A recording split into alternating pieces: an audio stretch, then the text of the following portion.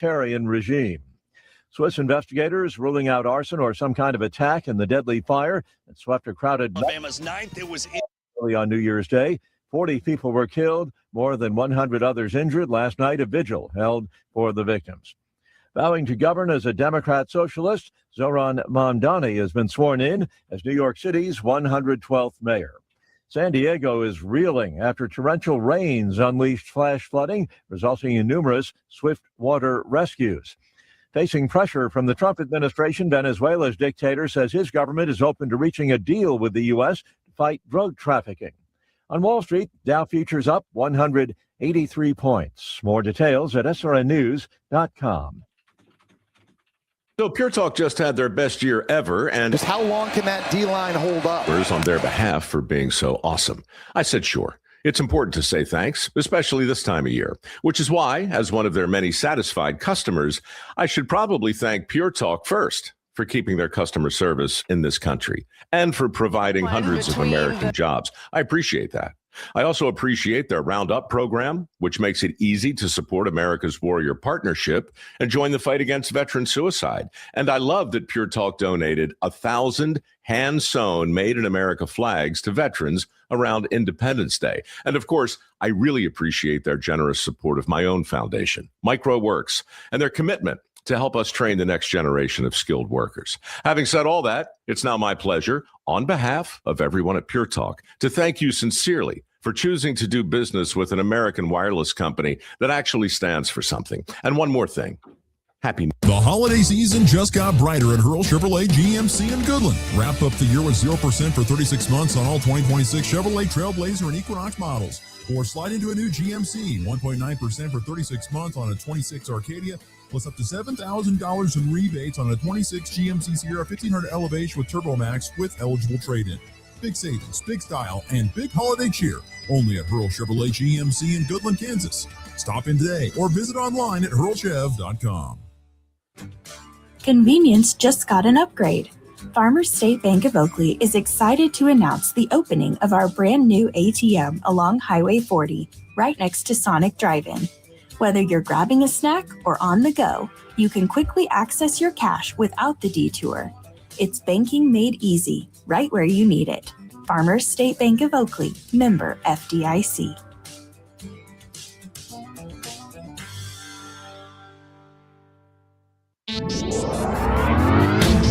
WKS Radio News, I'm Connor Schuh. A couple days ago, the Kansas Highway Patrol released its annual Christmas holiday activity report. The patrol saw a large increase in the number of DUI arrests covering the time period from 6 p.m. Christmas Eve through 11:59 this past Sunday. Those arrests were up 285% from the 2024 Christmas enforcement, up to 27 total from only 7 arrests last year. Troopers also issued more speeding tickets and speeding warnings compared with previous years. The number of speeding tickets increased 238% from 2024, and the number of warnings more than doubled from 309 to 784. There was only one fatal crash in the period this year, and it was a non-DUI accident. 64-year-old Deborah Kendig of Dodge City died at Wesley Medical Center in Wichita after the crash on Highway 156, 5 miles west of Ellsworth. For these and other stories, go to nwksradio.net. Today will be similar to yesterday with highs in the upper 50s to around 60 with some clouds, areas of fog up east of Highway 83 to start off the morning. Lingering through midday, they could keep temperatures in the lower 50s in that direction. Light southwesterly winds at 5 miles per hour turn to the northwest around 10. Tonight is colder than previous nights due to clear skies and light winds. Lows will drop into the upper 20s and lower 30s. Dense fog is possible east of highways 25 and 83 again tomorrow morning, but then it's generally pleasant in the afternoon with sunny skies and highs reaching in the lower 60s. Winds will turn to more west-southwest direction at 5 to 15 miles per hour, and lows again will be warmer in the mid to upper 30s. Sunday through Tuesday will be very mild and dry. Highs will be well above average in the 60s, lows in the 30s above freezing, and temperatures this time of year typically in the 40s, 45 degree range. This meteorologist Chris Schromick in the NWKS Radio Weather Center. All rock, all the time. Welcome to Rocket 1025.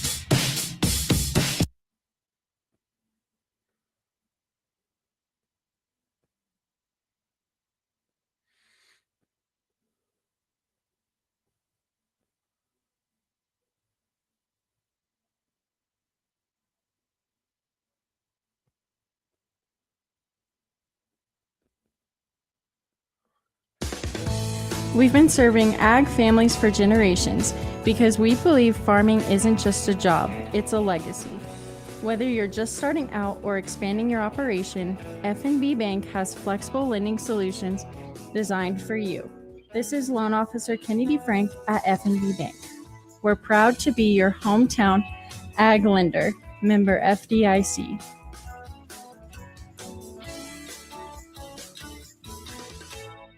Kick off 2026 ready for whatever winter brings. At Hoover Lumber, Ace Hardware in Goodland and Colby, they've got the gear to start the new year strong.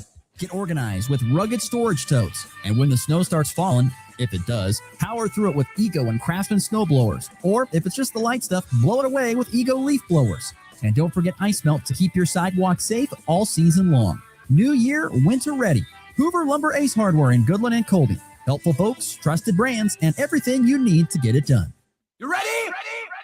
1, 2, 3, 4! It's time for the Morning Blitz with Ross Volkmer. If you want to win in football, it all starts up front. Mass kicks ass. And Connor Schuh. He's the new guy. The High Plains only local sports talk show. Broadcasting live on Goodland's Rocket 102.5 and video streaming on YouTube, Facebook, and X. They're basically idiots. Covering it all from the preps. Up ahead to Blair Lennon. Lennon, the crossover back to Cure. Hello, boom! A two-handed tomahawk flush. To the pros. Shotgun snap to Nix. Protection is good. Bold loads it up. He's got it. A receiver there. Franklin makes the catch in the end zone. Touchdown, Denver. The Blitz is presented by Pearl Chevrolet GMC, Hoover Lumber Ace Hardware, and F&B Bank. Along with Equity Bank of Hoxie, Quinter, and Grinnell, the Insurance Agency, Pestaway LLC, Topside Portables and Pumping, and the Farmer State Bank in Oakley. Let's go to work. Handoff Nelson, starts right, cuts back left, has a lane, 35-30, 25-20, left side numbers. Nelson is gone. Touchdown, Huskers. Snap, handoff, Brown, and he's into the end zone. That is a game sealer for the Hurricanes. Play fake, Mendoza backs up, throws back to the end zone, caught, touchdown, Omar Cooper Jr. Georgia trying to block it. There's the kick. And it's on its way. And it's got the distance. And it's through the upright. The Rebels have taken the lead. Holy mackerel. Holy mackerel is what we were all saying late last night watching that CFP football game, as once again, it is Ole Miss and Pete Golding. How about Lane Kiffin earning a $500,000 bonus for winning that game yesterday? I hope they don't have to give him that. That's ridiculous. No, that's in the contract, baby. $500,000 going to Lane Kiffin for that win, even though he had nothing to do with it. But he's going to get his money, is old Lane Kiffin. It's a shame. Oh, my gosh. We are back on here on a Friday morning, January the 2nd. Happy New Year to all those out there. Hope you had hope 25 was a good year. I hope 26 is an upcoming great year for you, but Happy New Year. Connor, you got any New Year's resolutions for this upcoming 2026?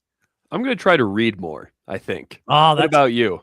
That's a good one. Boy, that should probably be on my list too, honestly. I should probably It's tough these days, man. I think I'd be really good at books on tape. I think that'd be my thing. I think I'd be better at the books on tape thing. So, yeah, but it's not going to happen right now. Right. I am not. I don't know why.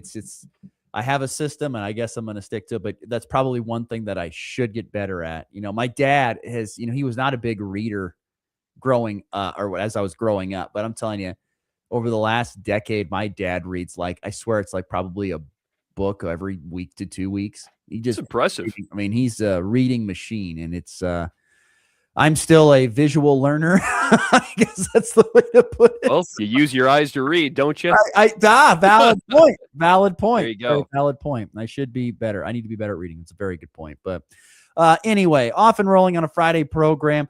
Going to be some pretty nice weather today and this weekend. Temperatures anywhere from the upper 50s today into what could be even the low 70s come Sunday. So not going to feel very cool or wintertime weather here on the high plains over the weekend, just to let you know. But we are back to a regular schedule after today. We'll be gone, of course, the weekend, and then back on Monday for a full week as we get going. But it kind of felt like we needed to get back here on Friday because we've got some local sports starting back up here on a Friday, including Colby Eagle basketball taking on Larned. Real quickly, thoughts on the Eagles against the Indians of Larned tonight? Don't know a lot about Larned, but out-of-conference opponent. They're 2-4 to start the season, but apparently they have this this big kid who's like 6'7", 6'8", and has apparently been dominating lately. So I think his name's Kyler something. I can't pull out the last What a name, Kyler something. Sorry to that kid, but I saw Sports in Kansas did a little feature on him, and apparently he's been pretty good lately. So I don't know. Game plans probably stop him and see where you go from there. Well, that is tonight, and that is actually at home, isn't it? Yes, it's at home. I know. I think I mentioned on Tuesday's show. I said I thought it was on the road. I was wrong. It is, and I agreed because Max Preps said it was on the road, but Max Preps is often wrong. I have learned time and time again not to trust it. Yep, can't be too trustworthy of that. That is for sure. So, yes. So Connor Schuh will have some coverage on 100.3 The Ride, our sister station. As he brings you some Colby Eagle basketball, getting the 2026 portion of the basketball season. It's not the second half yet, but we know it's after the Christmas break. And so we'll have that for you on 100.3 The Ride. There's a few other games going on here.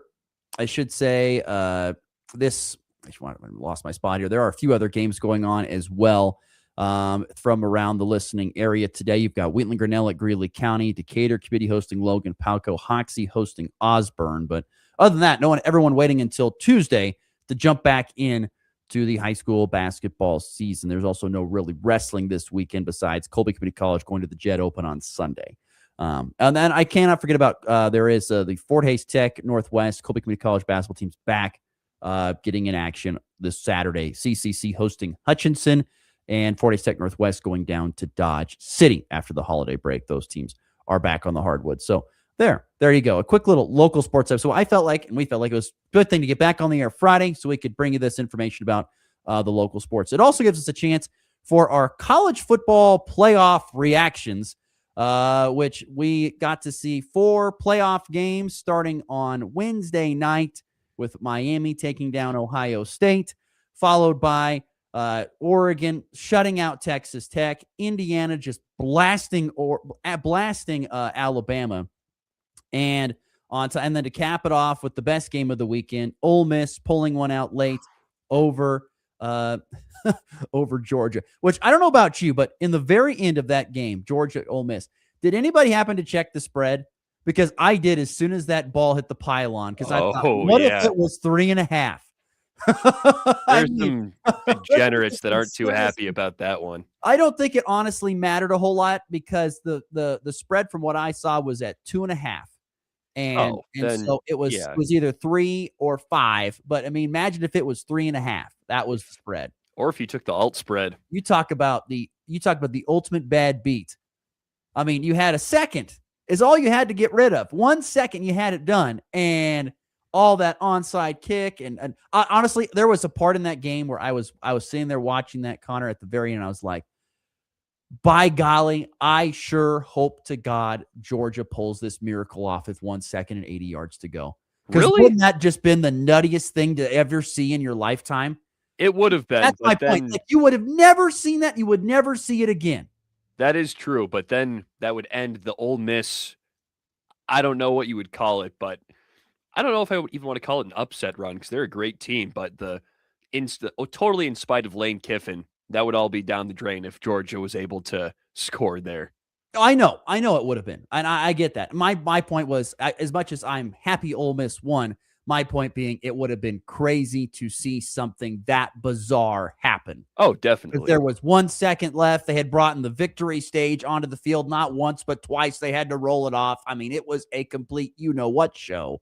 Yes. But it would have been funny to see that all just completely blow up for some reason. So anyway, where do you want to start? I'll let you lead things off.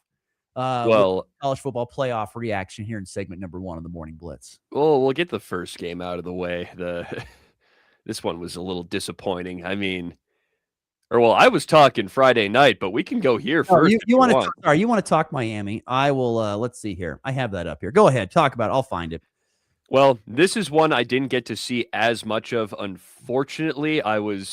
Some of us were at our coworker Christina's house celebrating New Year's Eve, but I was watching it on my phone intently for part of that. And, an alumni of Ohio State, that was not the greatest showing. The Miami really dominated in the trenches all game, and it felt like they were the tougher team. Their defensive line kind of dominated, as you're probably going to see in some of these clips. I mean, look at all that pressure on that screen pass before Julian Sane throws that one right into. God, we threw too many screen passes. Connor Heisman's trophy guy right there. Should have won. We threw too many screens, and Julian Sane he actually didn't play too bad. I mean, that's like one low light, and that was his only interception, but it wasn't great. They brought Brian Hartline back in to call plays, and it was just kind of it was a little bit of a mess. Got to give respect to Jeremiah Smith, though. He had a heck of a day, almost 160 yards on 7 catches. And then Miami, I mean, they did their thing. That defense is legit, and I think they're scary. They could win the whole thing, honestly. Yeah, that game I watched. I didn't watch it all consecutively. I watched a lot of bits and pieces of it on Wednesday night. And I guess I'm gonna put it this way. I remember watching Miami when they played. I think it was Texas A&M. I remember watching them play when they were playing against Texas A&M, and this was, of course, early on in the season. Was it Texas A&M or no? It was Notre Dame. Sorry, Notre Dame. Yeah, they beat Notre Dame. And I just remember watching them, and they were just so much more physical and athletic at that time than their opposition. I was just blown away by how good they were. And I just thought, boy, that looks like a college football playoff team. I don't know about a national championship, but it just looks like a CFP team. And it just did. Not that Ohio State does not look like a CFP team, because they do. They are no doubt deserving to be in there. But here's I think that game, I think you said it very well. Miami was the more physical football team. They played with that. They won in the trenches. Take a mental note there. I don't know if they had, I just think maybe they had a little bit more experience at the quarterback spot. They ran the ball better. That was another thing too. Ohio State, I don't think ran the ball great. But Ohio State did have some great plays from their all-star receivers, including Jeremiah Smith, who once again shown out. It's still amazing that he'll be back again next year, because he's not eligible for the draft. But I mean, it's just nuts. But at least it was a competitive game. It was a close game for the most part. That pick six, I mean, it almost felt like it was over after that. When you throw that and it's a 70-yard pick six, it just felt like it was done. But I don't know. Give credit to Miami. They are, like you said, they won in the trenches. And they won that football game 24-14. Then you move on to I keep on thinking it's Saturday, but it's actually, you move on to Thursday night, Thursday afternoon, morning, whatever you want to call it. It was morning, afternoon, depending on where you were. But Texas Tech and Oregon, and I'm telling you right now, Oregon just took it to Texas Tech. Texas Tech did not look sharp enough offensively. They made way too many mistakes offensively. Oregon's defense looked very, very good. Texas Tech's defense tried very, very hard to keep them in. It looked good, and they played very well, but it just wasn't enough when the Texas Tech offense just did not have enough going for it. Once again, Oregon won in the trenches. They won in the offensive and defensive line. They got great pass rush on Brian Morton, caused some turnovers. I mean, you can't win football games when you have 4 turnovers, and that's what Texas Tech had. You can't do that. It's not possible. So to win a game with 4 turnovers rarely ever happens, and they were not going to win that game. And to me, that's the biggest reason why they lost that game, was the turnovers, once again, due to the trenches that were put on display by Oregon. Not that Texas Tech didn't have some good defense on them, because they did, and they got pressure on Dante Moore. And like I said, I give credit to Texas Tech's defense, but it was not enough offensively from the Red Raiders. No, Baron Morton had only 137 passing yards and 2 picks. He also lost a fumble, like you said. And on top of that, they didn't really get much from their best running back, Cameron Dickey. He only had 29 yards and had 2.6 yards per carry after a pretty good year. And against an Oregon defense that's one of the best in the league. And no discredit to the Big 12, because that's not what I'm here to do. They most of those teams don't quite have the defense of an Oregon, which is just, it's something that Morton hasn't really seen. Like BYU, pretty good defense they faced in the Big 12 title game, but they're not Oregon. And you could tell Morton was a little, phased, I guess you could say, against this defense. But again, like you said, you got to give credit to the Texas Tech defense. They kept it pretty close there for a while. It was a 6-0 game at halftime, and Oregon really had to gut it out to get those points. I mean, they scored 10 of them in the fourth quarter when the game already felt pretty much out of hand, and Oregon only rushed for 64 yards total, and that does include sack yardage for Dante Moore, which I always think is stupid that counts for rushing yards. I don't understand that at all, but got to give credit on both sides. Two great defenses, but Oregon just a little bit too much. I'm excited to see what they can do against Indiana. I think they're going to put up a better fight than Bama. Ugh. Well, Oregon just, once again, they played very well in the trenches, got it done there. Texas Tech, the defense wore down as the game went on. I mean, it was really a 16-0 game. I mean, there was a late touchdown, as you saw in the highlights there, which put them, over the top to give them that 23 point or 23-0 win. It was pretty much that. So Oregon was dominant, and really the Big Ten was dominant, minus Ohio State. The Big Ten was dominant because what Indiana did to Alabama and just wiping the floor with them in 38-3 out in Pasadena was nuts. To say, I don't know about anybody else, but I'm still having a hard time just seeing this happen, I guess, on a consistent basis. Watching Indiana go out and just wipe the thing. No one. I mean, if I would have said that 10 years ago to you, Connor Schuh, you would have said, you're a drunken man, Ross. Yes. Indiana is not going to wipe the floor with Alabama in 10 years. Well, it happened. They did. They wiped the floor with Alabama. Alabama didn't even stand a chance. I mean, 38-3, it's not even close. No. It's not even close. And guess what? Fernando Mendoza didn't go out there and just absolutely light it up with some nuts statistics. I mean, very efficient. 14-16, 192, 3 touchdowns. He did a lot of great little things in that game. Where, once again, did Indiana exploit Alabama? In the trenches. Heck, Joe Coogan, the center for Indiana, won the MVP. Sorry, Pat Coogan won the MVP. Pat Coogan, MVP of the Rose Bowl. That's so cool. Love seeing a center win that. Yes, it's amazing. But they ran the football and just continued to just pound at Alabama and did not give up. And Alabama wore down over time. They passed when they had to. And physically, Indiana's defense kept what has become an Alabama team that used to be built on physicality, now is more of a passing style underneath Kalen DeBoer, who is more of that. It's what he wants to do as a passing guy. It's got to be sickening. I bet it is absolutely sickening for Alabama fans. Oh, definitely. It's got to be sickening. You think about it. You used to do what you just got done to you for that entire game. I have evidence from one of my closest friends is a Bama fan, and he was not pleased, to say the least, saying they're soft, undisciplined, but they had to say that they're still the more talented team than Indiana. So, the SEC fans are still. Well, if you want to go based upon recruiting rankings, yes, they are the more talented team. According to recruiting rankings. But again, you got to prove those rankings on the field. Matter. It doesn't matter. Exactly. It doesn't matter if you're more talented. You got whooped. Yes.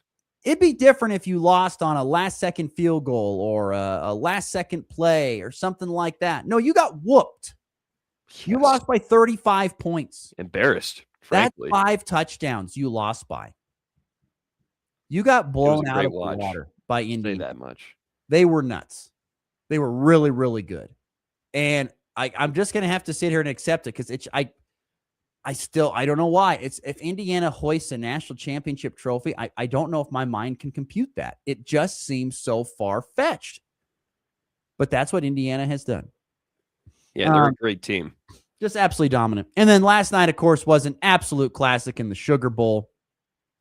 As you saw, an unbelievable performance from from, oh gosh, I keep on hitting the wrong one all the time. Let's do this better. There we go. Pete Golding and stuff and Ole Miss out there. I don't know, your thoughts on this back and forth affair, because it looked like Georgia was going to kind of pull away maybe early on, but Trinidad Chambliss put on a magician's hat and just did some crazy things in the second half, which resulted in Ole Miss coming back to win. He did, yeah. At the half, it was 21-12, and I don't know if you saw it, but the clock management at the end of the half was yes, brutal. And it was on that, I think it was their tight end. His name is escaping me, but he cut it back inside when he was right next to the sideline. If he would have just walked out of bounds. Quan Wright, I think is who it was. That sounds correct. I'm going to check real quick as I'm talking here, but I think it was him. Yeah, he could have got out of bounds. They could have got a field goal. Instead, he went back into the field of play and got tackled. They didn't have a timeout. They had to try to do the old Geronimo and run the special teams kick. I mean, there was no way it was going to get off in time. They didn't come close. Yeah, and that was Daquan Wright. He cut it back inside, but then, like you said, Trinidad Chambliss, that second half, Ole Miss scored 20 points in the fourth quarter, and I think halfway through the quarter, he hadn't thrown an incompletion in the fourth quarter. He was 6 for 6 for 80-some yards and a touchdown, and when it was all said and done, he might have only thrown like 1 or 2 in the quarter. He was lights out, and he was making some tough throws. It wasn't just easy dump-offs and stuff. He was thrown off balance, running to his right, just chucking it downfield, layering it over defenders. I mean, he looked so good. It was incredible. And you got to give credit to their running back, too, Kewan Lacey, who unfortunately just showed fumbling right there. But aside from that, he had a pretty good game. 2 touchdowns, 98 yards. Just a very all-around good performance from Ole Miss. And I got to shout out Harrison Wallace III, their number 1 receiver, 156 yards and a touchdown. I remember him at Penn State last year. He didn't do a thing, but he transferred to Ole Miss, and I mean, he just stepped up, man. That was good stuff. I think the amazing thing to me about this game is the SEC prides itself in kind of being the more physical football league, great defense, all that stuff. That was a Big 12 game if you've ever seen it from the olden days. Back and forth, offensive fireworks, and don't get me wrong, entertaining as heck. It was fun to watch. But defenses really couldn't find stops a whole lot. A lot of points were scored. It was Trinidad Chambliss, the story of him is amazing. A Division II transfer from Ferris State. And he's out here just absolutely, at a time, he had 13 consecutive completions, just dropping dimes everywhere and making some great throws. And they have Kewan Lacey, who is a really good running back, transfer from Missouri, who played some as a freshman, but didn't look as good as he does at Ole Miss. But it's done a great job. And then he ran hard. It was hard running, but almost had 100 yards and did have 2 touchdowns, including the one that gave them the lead at the end there, before the field goal that actually won it for them. But yeah, I don't know. It was a great game. I don't think Georgia has anything to hold their head on. They just ran out of time. If that's the thing, they didn't get the last possession. they had their chance right there, though, as you just saw. Yeah, they could have taken the lead. And credit to Ole Miss. Their defense did get a stop when they needed to get a stop. They got it. But yeah, that was a great game. A lot of fun. That's what ESPN, when they spend all this billions of dollars to have it on television, that's what they're hoping for. They're hoping for that game. They're hoping for the drama. They got one of them. The other ones weren't that great, but they got one of them. In that game there for Ole Miss. But it's fun. Some overlying facts here on this real quickly as we move on here, but some overlying facts in the college football playoff as we get to the Final Four next week. Here's some underlying facts from me. Look at who are the 4 head coaches in this Final Four: Mario Cristobal, Kurt Signetti, Pete Golding, and Dan Lanning. What do all 4 of those guys have in common? Defensive backgrounds, right? All coached under the great Nick Saban at one point in time. Nick Saban's coaching tree is on full display in the college football playoff. And what goes back to my point about Alabama, how sick are Bama fans knowing that their guy, Nick Saban, who led them to the unbelievable promised land for so many years, they don't have a guy leading their program underneath Saban's tree. No, that's got to be sickening. If you think about that, that is absolutely sickening. And the other thing that stood out to me, and this is where I bring in our other programs from around the area, whether it's Colorado, K-State, Kansas, Nebraska. If you want to be playing in these type of games and having success, there's one area you got to focus all your attention to.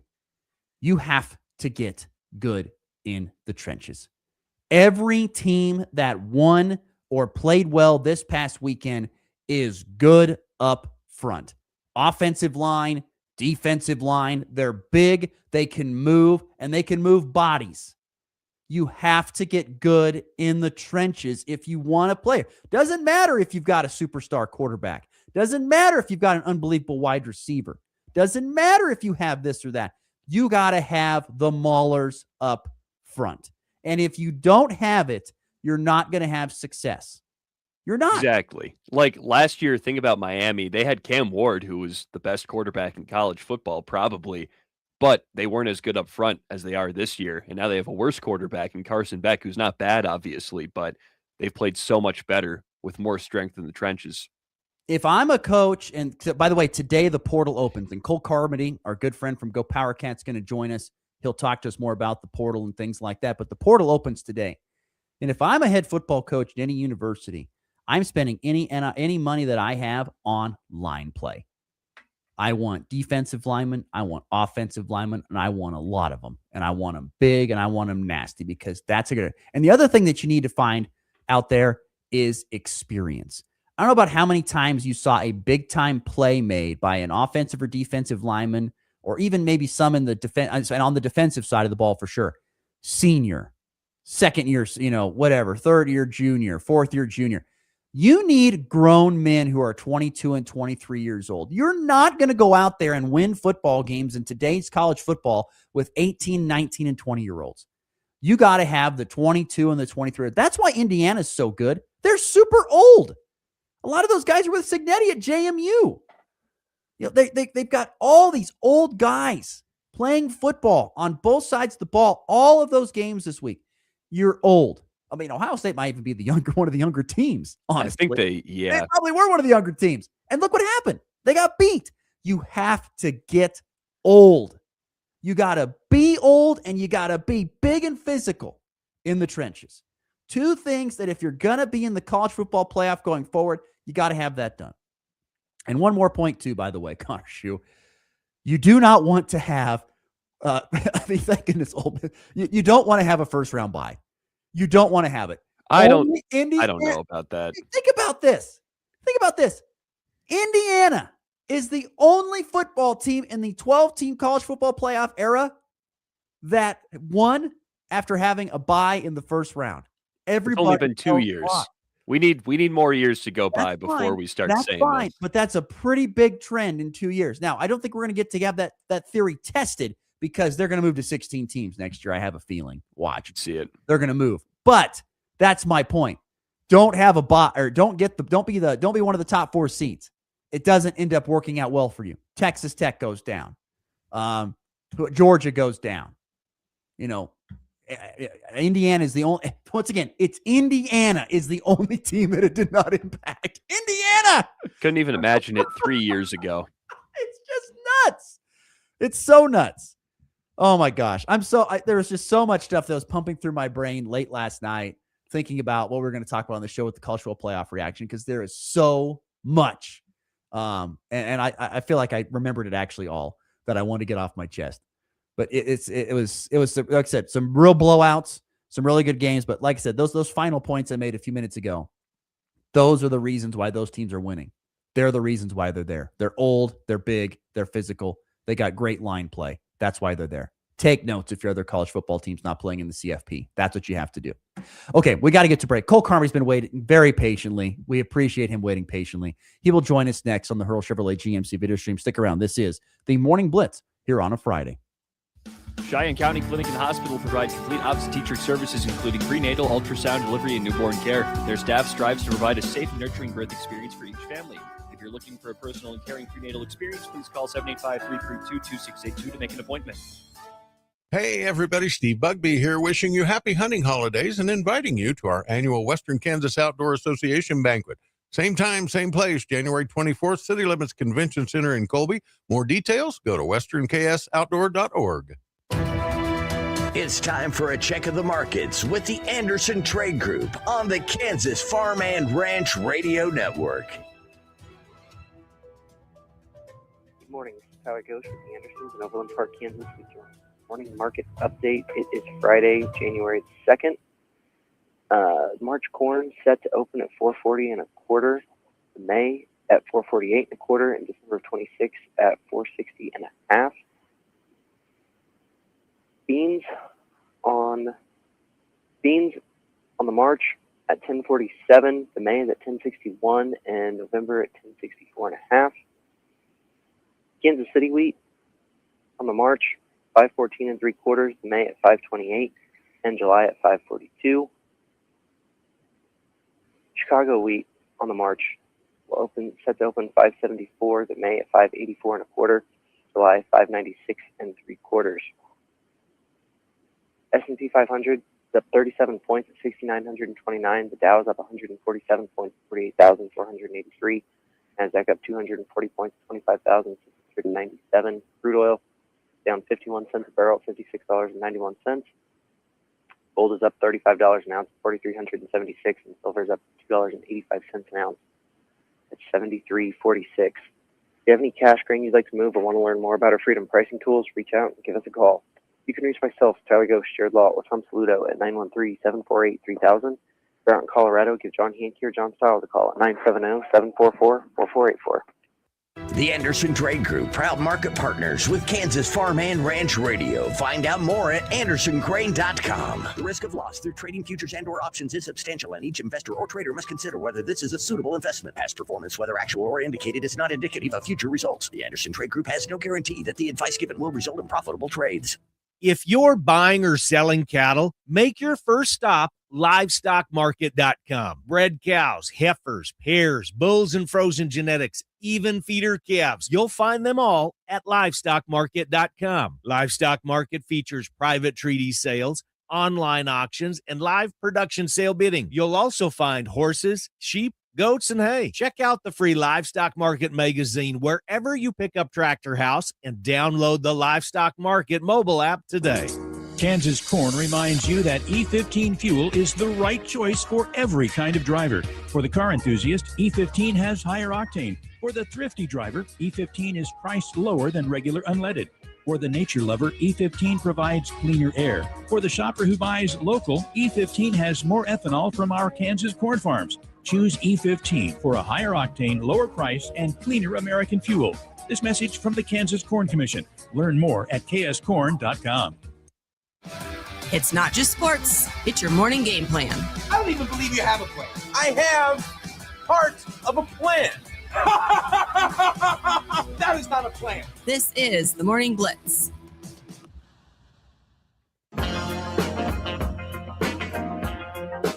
Some more thoughts coming in on the F&B Bank text line, 785-899-2222. If you want to be part of the show. David chiming in saying, Indiana beat Oregon earlier in the year. They won the battle at the line on both sides. He says, Indiana wins it all. I'm not going to count out the Ducks quite yet. I'm just going to say I think it's going to be a whale of a football game in that rematch. Both teams know each other. They both played each other. I think it's going to be a whale of a game. Really, really good game. And then Raleigh chiming in as well. He says, how about the game from the officials last night? Tough night for the Stripes. It was tough. There were some very blatantly, badly missed calls in that game between Ole Miss and Georgia. There were some tough ones. And, of course, the whole second fiasco at the end, but they had to do it by the book, and that's what they did. But that's what happens. Let's welcome to the program. He's been waiting so patiently. Cole Carmody, our good friend from GoPowerCat.com, joins us now. Cole, good morning, sir. How are we doing today? Oh, I'm doing fantastic. Good morning to you guys. You know, we all watched one really good game last night, two games that weren't so good, but I found myself really rooting hard for Indiana in that game against Alabama. I didn't want the game to end. I wanted them to win by 42 points, and I don't think I was alone in that assessment. But I don't know if you guys, I've been listening for probably about the last 20 minutes. I watched some of your show. Can we talk about Curt Cignetti and his just stoic, looks straight into the camera and never celebrates a touchdown, never celebrates a fourth down stop? There's a lot of people who I've talked to who've been around K-State for a long time So he's got a little bit of Bill Snyder in him, and I can 100% see that from the Indiana ball coach. No, that makes a lot of sense. He is very stoic. It's almost like as if he's been here before. He teleported ahead, time traveled ahead, and he's like, I was going to be here, and this is what's going to happen, and that's what happens. And yeah, it's amazing. I mean, it's rare to see him get really emotion. He's just such a. It makes you wonder what he's like behind the scenes with his players. Right. I wonder how much trash he talks on the opponent. Probably a little more fired up, I would guess, but I don't know. Cole, you heard it, like you said, you've been watching the show and heard what are your thoughts on some of the things I said about the college football playoff and being in it, particularly if you're a Colin Klein trying to get a K-State program in this example to that spot? I think you nailed it. I mean, it's all about the interior, offensive line, defensive line. Heck, even go back and watch Texas Tech. Like, after watching Texas Tech play K-State in person, I knew that their defense was really good, but I don't think that they're getting enough credit for what they did against that Oregon offense, who's been incredibly high octane the entire season. Everybody will look at that game and they'll say that, Baron Morton and that Texas Tech offense, that they didn't do what they needed to do. And I agree with that. But I think we still need to credit Texas Tech's defense, because I think they put a blueprint on how to stop Oregon. And so even though, Kurt Cignetti and that Indiana team, they've already beaten them, they'll gladly thank them for the film, because I think they kind of showed some real weakness in Oregon's offense. I agree. I think that's going to be a great game, but you're right. When you talk about the interior offensive line and specifically defensive line, you got to have guys who can get to the quarterback. Like, watch David Bailey. You watch some of those guys, even on Ole Miss, they got that guy who's 6'8" in the middle, just this behemoth of a man. Like, yeah, you have to be strong in the trenches. And I think K-State is going to really hit hard on that. There's a reason why, as we talk about this today, the last time I looked, I think they have one guy coming back on the defensive line. It's because they know they're not good enough. And so they have to get better. And in today's age of college football, you can do just that. Cole, are there any specific names you've been seeing pop up early before this official starting of the portal? Some guys who have popped up due to coach firings and whatnot that you think K-State should target? Well, there's a lot of local guys in the transfer portal. And so it's kind of one of those things to where if you're K-State, how do you balance going after local kids, and how do you go after balancing going after guys who will help make your team better? I think there's going to be a lot of mutual interest. A guy like Josh Manning, who comes from Missouri, a wide receiver, he was really tight with Avery Johnson coming out of high school, actually silently committed to K-State before flipping to Mizzou at the very end. That's a guy I think K-State is going to, have some interest in. It was reported earlier this morning that there was 2 players who were set to visit K-State this weekend. I've been told there's almost 20 guys who are expected to be on campus this weekend, which is just crazy. But a guy by the name of Mekhi Mason, he's coming from Louisiana Tech. That's a guy who was an all-conference linebacker. Jeremiah Johnson was there 2 years ago, who's now on K-State staff.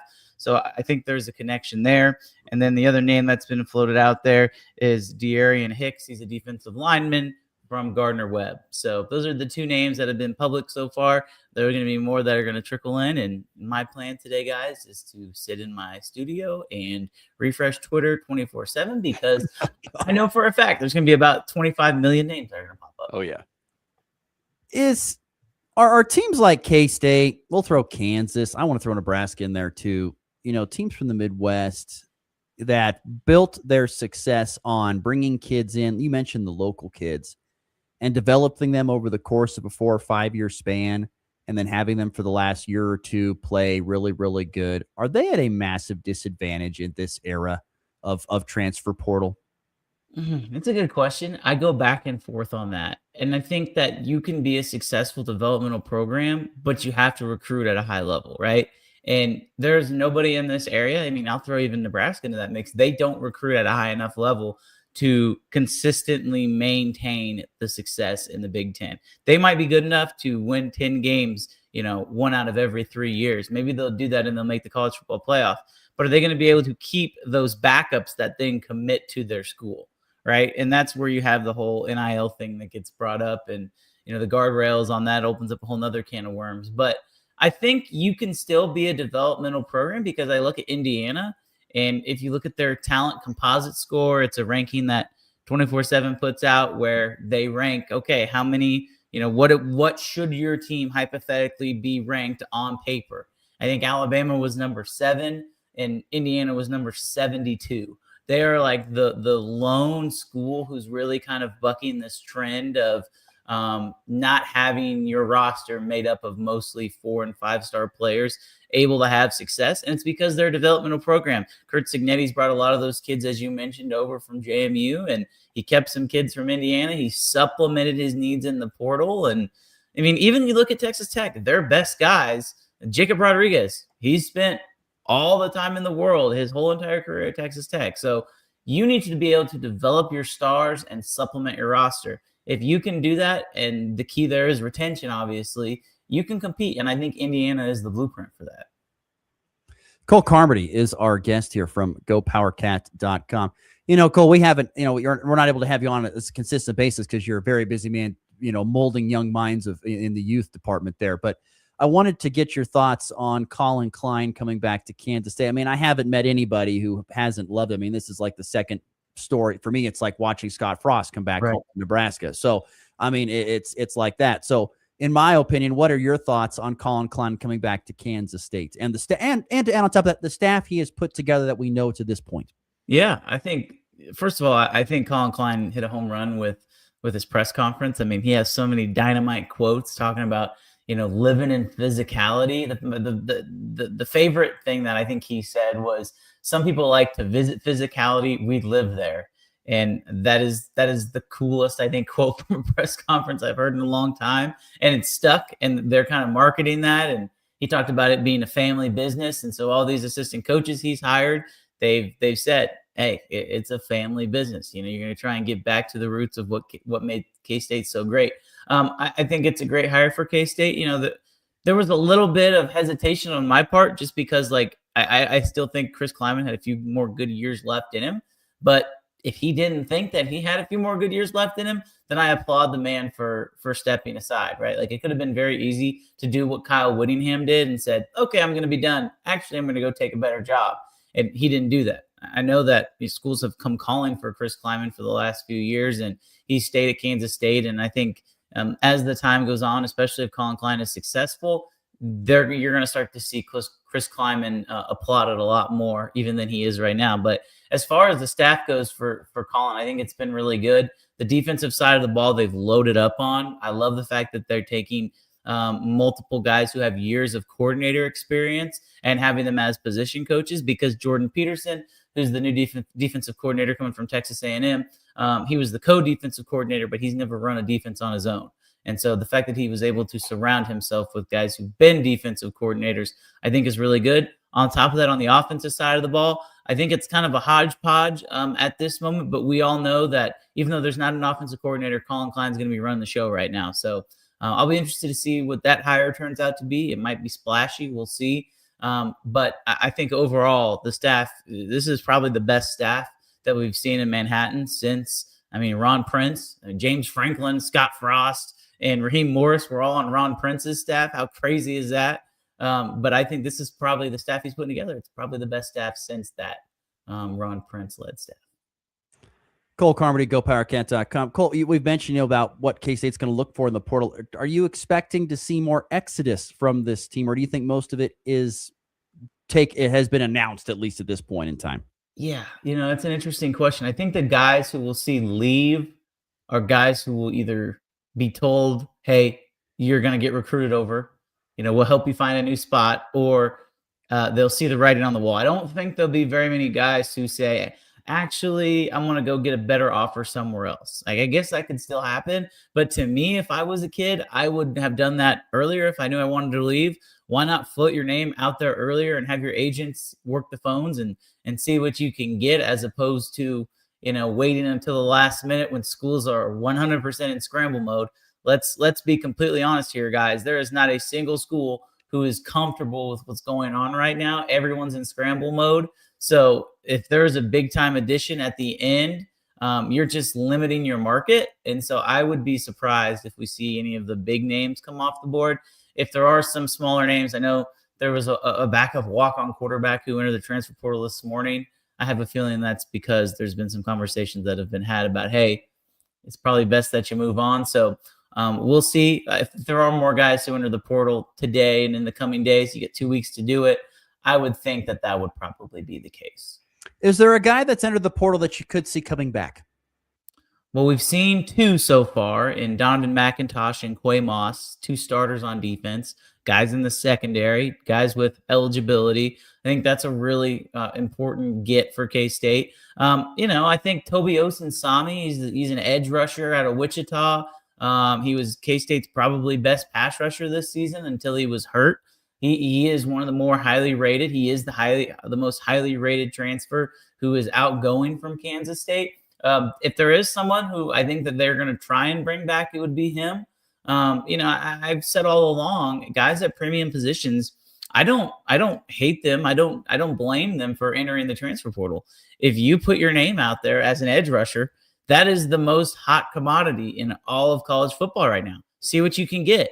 If you can get $1 million on the open market, which is the numbers that we're hearing, I mean, you would be stupid not to. If K-State's going to pay me $100,000, but, Ole Miss is going to pay me $1 million, yes, I don't care how much I love K-State, I'm going to Ole Miss. Like, you only have so much time to maximize your value. And I think that in today's age, like, it's set up that way. And I don't blame Toby Osunsami for doing that. But also, if K-State is going to come close to matching an offer that he's going to get, that's a guy who I could see returning to K-State, because I know that he really does love Manhattan. Even with that, do you think with guys like McIntosh and Moss coming back, do you think that makes it or gives other guys maybe a second look like, maybe I should come back? I think there's a lot to that. I think there's a lot to that, right? Like, you see your teammate who, assuming we don't know this for sure, but that's probably been in the works for a while. You enter the portal and then you have conversations with the coaches. You tell your friend, hey, you should maybe think twice about doing this. This staff knows what they're doing. Like, kids talk, right? And there's a lot of people in these players' ears, but make no mistake about it. Their teammates, they are the ones who have the loudest voices. We can sit here and talk about the agents. We can talk about the players, but let's not forget, guys, like, peer pressure is a very real thing. And if you see another guy start to come back and then another guy start to come back, I'm not saying it's going to happen, but it wouldn't surprise me if K-State gets a handful of these guys to come back, a lot, in part because, as you just mentioned, Connor, they're teammates. They want them back. Cole Carmody, GoPowerCats.com. Couple more quick ones for you. Austin Romaine went in the portal. How surprising was that? Because he seems like one of those K-State guys. Yeah, I was surprised. I was a little surprised. Again, it was kind of a late one, right? So anytime you was that one of those where Coach Klein said, I don't know if you're good enough to play here or what? I honestly think that it's all about value, right? So what are you willing to pay for a specific position? I'm a baseball guy, and so I equate it a lot to the Moneyball scenario, right? Like, okay, you can pay Austin Romaine $800,000. That's fine. But would you rather pay Austin Romaine, who has 1 year of eligibility, $800,000, or a transfer from Louisiana Tech, for example, $350,000, and then you have the rest of that money to go elsewhere and spend? Like, is he really going to be, $400,000 less in value than Austin Romaine?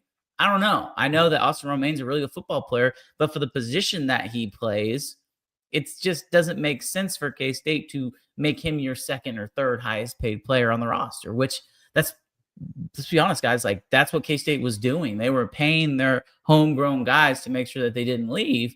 I think we're starting to see a shift in that of, okay, well, we're going to pay the guys at the premium positions. Instead of having a $500,000 linebacker and giving an edge rusher $50,000, let's divvy that up a little bit. And if we make somebody mad, but we get more production out of a position of need, so be it. It pays to be big and athletic. If you could be we talked about it earlier in the show. Trenches matter. Guys that are big and can move people are going to make a lot of money because everybody wants them, and you obviously have to have them if you're going to win. Well, Cole, we'll let you get back to Twitter, to doom scrolling all day long. I can't imagine it. Horrible. I'm sorry for you, buddy. I do Horrible. not like that at all. So, and this is like your second. This is like your last day, kind of vacation before. Yes, correct. We're gonna go back and mold the young minds of youth. Cole, it's always great to have you on, buddy. Wish we could do it more. Hopefully, we'll soon. You have to let me know when you have a break from education. All right, and we'll get you back on. Will do. Thanks, guys. Thanks, Cole. Cole Carmody, Cole. GoPowerCat.com. Just great stuff there from him. It's great to have him on the program, and he's always got great insight and information there, particularly when it comes to Kansas State. So we'll take a break, come back, wrap up the show with some really quick picks of the weekend, and we'll get out of here next. You're listening to a Friday edition of the Morning Blitz. Owners Michaela and Matt Kaus at M&M Supply want to say thank you for your business. Wow, they moved a lot of Hustler mowers this last year. And then remind you, they carry DeWalt cordless tools like their chainsaws, 20 or 60 volt, and they'll cut you a deal. At M&M Supply, rural Edson, Kansas. They range all over the plains. Those shiny fuel delivery trucks from Mittens TA of Oakley. Those pretty and polished rigs run to western and central Kansas, eastern Colorado, north to the sandhills of Nebraska, and as far south as Oklahoma. Delivering bulk diesel and gas, lubricants, and bulk def. Anywhere from 500 gallons to a complete semi-full. For affordable quotes and delivery information, call No Fuss Lucas Ruggles at Mittens TA of Oakley, Kansas, or online at mittensinc.com. The holiday season just got brighter at Hurl Chevrolet GMC in Goodland. Wrap up the year with 0% for 36 months on all 2026 Chevrolet Trailblazer and Equinox models. Or slide into a new GMC, 1.9% for 36 months on a 26 Arcadia, plus up to $7,000 in rebates on a 26 GMC Sierra 1500 Elevation with Turbo Max with eligible trade-in. Big savings, big style, and big holiday cheer. Only at Hurl Chevrolet GMC in Goodland, Kansas. Stop in today or visit online at hurlchev.com. Keep your hometown special this new year by shopping the unique selection of women's clothing, home decor, and gifts at Lulu's Boutique in Goodland, Kansas, located at 11th and Main.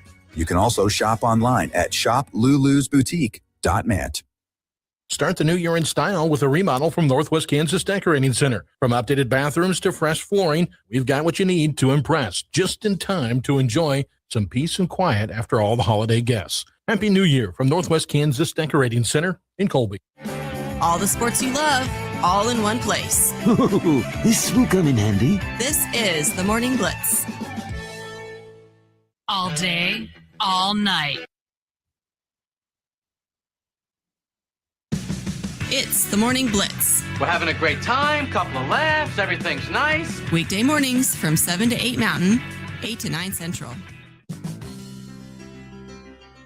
I apologize for the producing on today's show. It has not been very smooth. There has been some technical difficulties with the computer that we're pushing through. Nonetheless, thanks again to Cole Carmody for joining us on the program. Connor Schuh, as he's got some quick picks of the weekend for us. So this is Connor's thing, and we are going to let him take the floor right now with our picks of the weekend. What do you got? Well, we're 0-0 now. It's a new season, so it's a new year, a new season. It is. So we're going to get started with NFL. Did I win last year, though, just barely by a hair? You won by a couple games. I think it was 64 and something, and I had 62 wins. So it was very close, neck and neck. Yes, it was. So we'll start out with the Chiefs, again, with Chris Oladokun at the Raiders. Over-under is 36.5. Favored by 5.5, by the way. Yeah, Chiefs favored by 5.5. Gosh. Give me the under. Okay. Under, sure. I have the Raiders covering. I think Geno and them are going to get it done. He's just, I don't know. We'll see. Not an Oladokun guy. Okay. No, well, he could be okay. We'll see. He's very, unpolished. Very early for him. Chargers at Broncos. Broncos favored by 12.5 with Chargers playing without Justin Herbert. Over-under is 37.5. Broncos are gravity. Chargers cover. Broncos win and get the number 1 seed. Okay. I think I agree with you. Chargers cover. I agree with the gravity statement. Chargers cover. Hold on. Panthers, Buccaneers is the next one. -3.5. Bucks are favored. 43.5 is the over-under. I'm just going to go crazy here. Give me Carolina in a win. The Panthers in the playoffs. It could happen. Sounds crazy, but I'm just going to go with it. This is win and get in. I trust. Do I trust Baker right now? I mean, you know what? Why not? Bucks win. Okay. All right. Seahawks. This is another one for the division. Seahawks favored by 1.5 at the 49ers. 47.5 over under. Seahawks favored by that's 49. I'm going Seahawks. Seahawks. Just to win? Just to win. Give me Seahawks to win. I agree. Go Seahawks. Love Sam Darnold and his redemption story he's got going on. Okay. And the final divisional one, Ravens favored by 3.5 at the Steelers, 40.5 over under. I think the Ravens get it done. Just cover the 3.5. I agree. Ravens cover. Okay. Number 17, Arizona versus SMU, a bowl game. SMU favored by 1.5. 51.5 is the over-under. Oh, my God. Give me Arizona.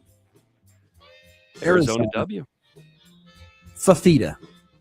I have Arizona covering. Okay.